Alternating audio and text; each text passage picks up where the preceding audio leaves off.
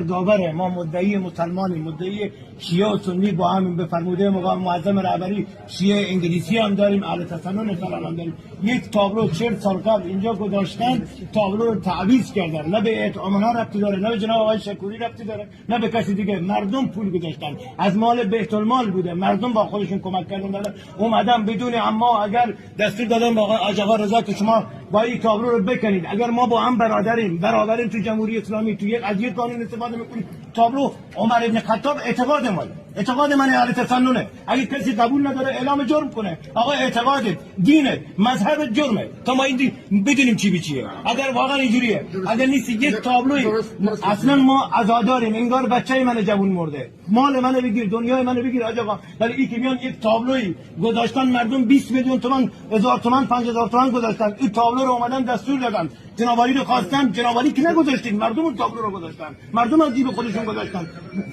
مردم اون تابلو رو گذاشتن، اومدن داشتن که تابلو، یک تابلو نوشته مسجد جامع الفاروق، نه سیاسیه، نه ضد انقلاب، نه ما با دولت کار داریم. 11500 تا شهید اهل تسنن ما دادیم به خاطر، مگر ما نمیدونستیم صدام حسین اهل تسنن مذهب خود ما حنفیه؟ چرا رفتیم شهید دادیم؟ عموی خود من شخصا الان شمال جانباز 35%، مگر ما نمیدونستیم عراق اهل تسننه؟